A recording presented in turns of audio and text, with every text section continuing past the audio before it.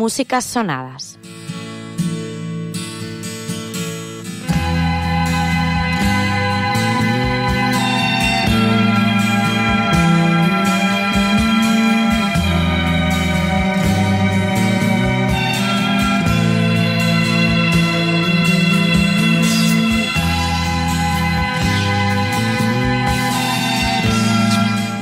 Yo creo que lo que me hizo adentrarme un poco en las entrañas del disco de Eduardo Bort fue precisamente una de las canciones que con más notoriedad, ¿no? Que es Pictures of Sadness. Yo escuché ese tema y dije, ¿qué es esto? O sea, ¿de dónde sale esto?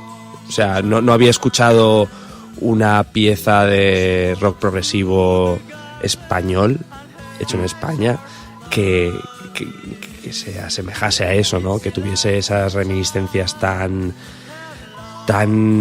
pulidas, ¿no? Y cuando descubrí que era de Valencia ya me dejó volado, ¿no? Y dije, tengo que saber quién hay detrás de esto, ¿no?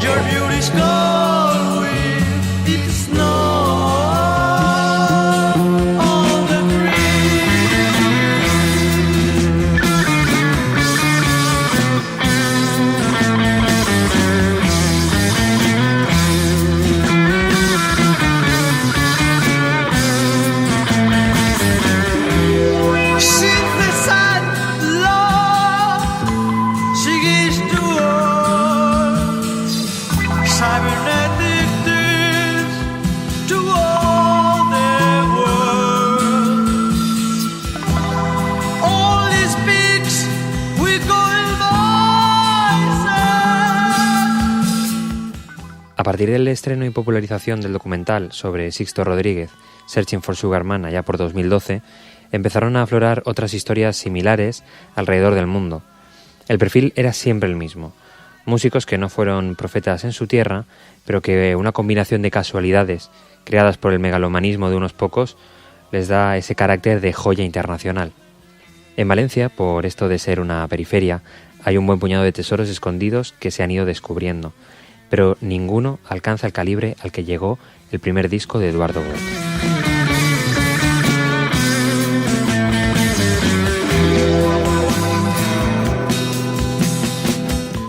El próximo viernes 22 de marzo, el Teatro Principal acogerá el homenaje a un músico imprescindible que ha sido olvidado aquí, a excepción de las tiendas de discos. Su álbum debut, del que han surgido leyendas, mitos y polémicas, es la historia de este Músicas Sonadas.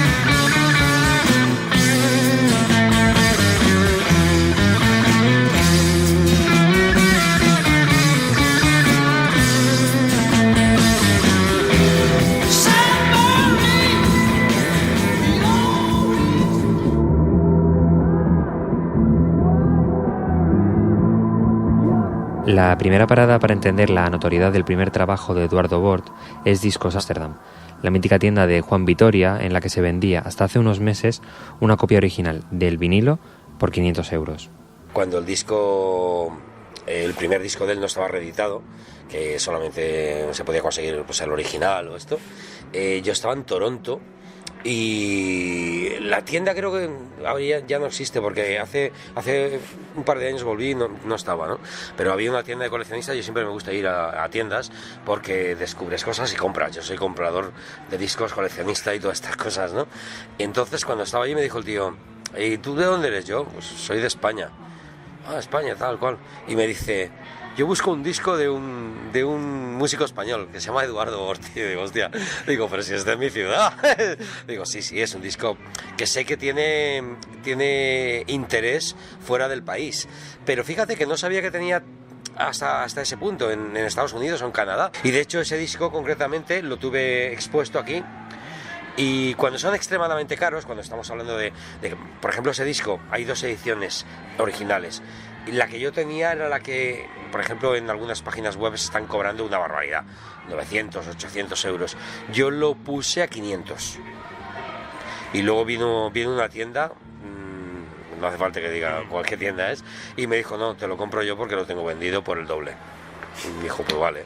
Digo, mira, gano yo y ganas tú.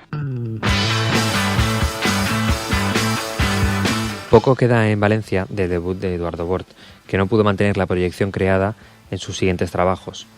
El disco, con título homónimo, lo componen 6 canciones de rock progresivo claramente influenciadas por la psicodelia de finales de los 60.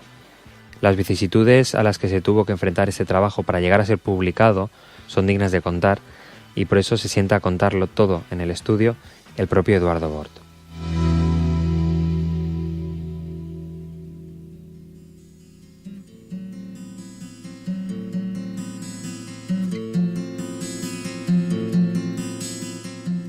Se va a hacer un concierto homenaje a toda tu carrera, que es muy muy amplia, pero que tiene su punto álgido en tu primer disco, que es sí. Eduardo Bort.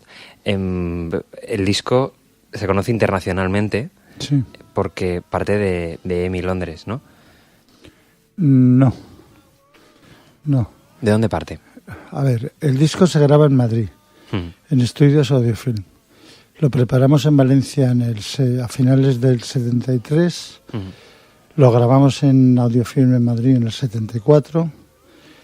Yo lo llevo a Londres en el mismo 74 a EMI Odeon, en la central en Manchester Square, por una cita que me consigue Judith Ward, una amiga inglesa. Me recibe Jupp Bises, que era el jefe de managers de contratación. Sí. Y recibe a unas cuantas personas, unos 20 minutos, yo estaba esperando, y conmigo me dedica más de hora y media. Empieza a escuchar, oye todas las grabaciones, una por una, de cabo a rabo, todo el disco entero. Y me empieza a preguntar, ¿quién es el compositor? Le dije yo. ¿Quién es el guitarrista? Le dije yo. ¿Y tú de dónde vienes? Digo, pues yo vengo de Valencia, de España. Y háblame un poco. Y el grupo, pues tengo el grupo que hemos grabado esto. Que era Jan, ¿no? Jan, claro, el grupo se llamaba Jan. Pero era un grupo que no había hecho actuaciones, que yo directamente había producido la grabación, había grabado todo en un rebos de 2 pistas, 11 grabaciones superpuestas. Y de repente me dice, mira, vete a Valencia, coge tu gente, veniros a vivir a Londres, sobrevivid 3 meses, que es lo que yo necesito para daros permiso de residencia, alquilaros una casa, porque en aquel momento éramos inmigrantes sin papeles. Claro. Y los ingleses nos trataban fatal.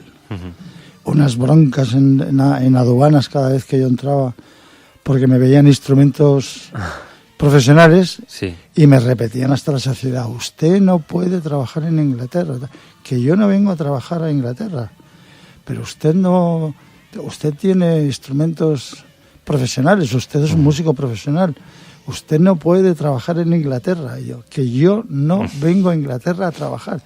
Y cuando ya se ponían muy bravos y subían la voz y me querían devolver en el primer avión que volvía a España, fuese a Sevilla, fuese a Madrid o a Barcelona, y le decía, mire usted, yo vengo a follar y a beber cerveza. Es lo único que me gusta de ustedes. Lo demás no me interesa.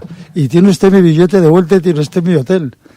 Y así van las cosas. Pero mira, al final se coló. Cuando volví a Valencia, los compañeros no se lo creían. Y se achantaron muchísimo. Se echaron para atrás, no veían y que vamos a comer. Se asustaron. No tuvieron las miras y el coraje de ver aquello como una cosa profesional. Y yo me desinflé muchísimo. Entonces lo que ocurrió es que yo, con mi producción ya hecha y viendo que era imposible llevarme a la banda a Londres, cometí el error de no volver a Jupp Bises, que en ese interín había contratado a Queen, y a mí me esperaba la misma promoción que le hicieron a Queen.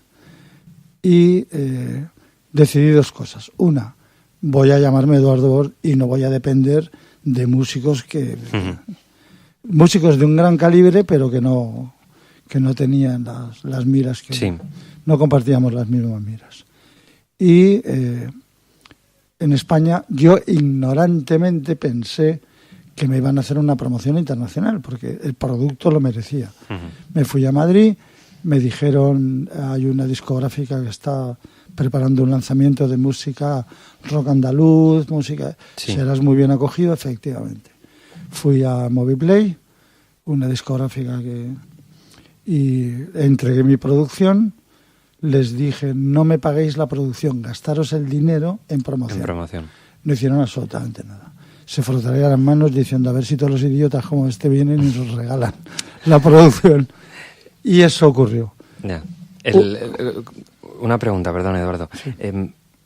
¿En qué momento el disco salta? O sea, el disco se lanza, tiene su repercusión, pero ¿en qué momento salta y se convierte o tiene un interés internacional? El disco, muy buena pregunta. El disco sale al mercado en el 75. Con un cuadrito en una revistita que ponía Eduardo Bort, compartido con Granada, Tilbury y creo que Triana. Y nada más, una rueda de prensa en unos bajos de Horrera en Madrid y chimpum. Sí. No hay una promoción. Entonces yo sigo volando a Londres porque tengo allí contactos con músicos, soy socio de Speakeasy, que es un club de socios de músicos. Si no eres músico no te puedes hacer socio. Y de repente en un avión alguien que me conoce me dice, tú eres Bort, ¿verdad? Sí.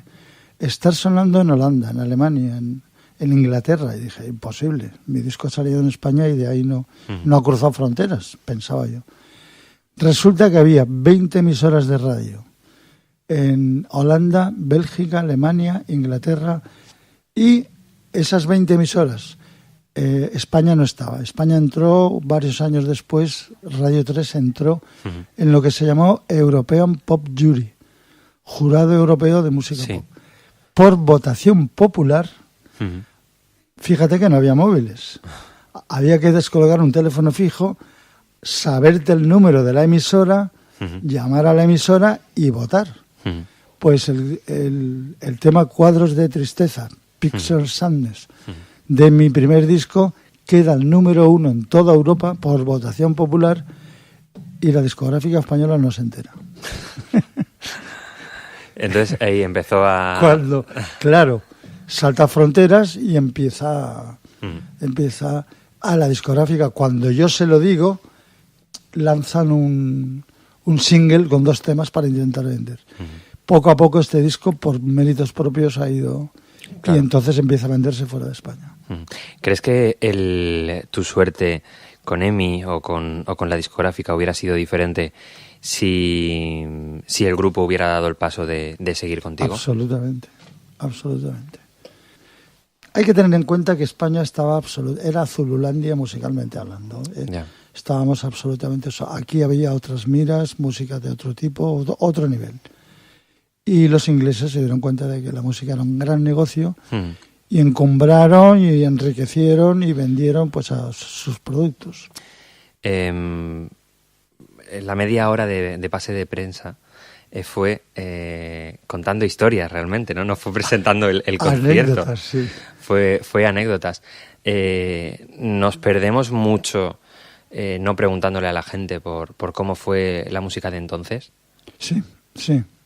Sí, porque musicalmente hablando, estamos actualmente, el nivel es muy mediocre y además duro profesionalmente, por las circunstancias. No me puedes preguntar quién es el culpable. Yo creo que el movimiento social nos ha llevado a donde estamos.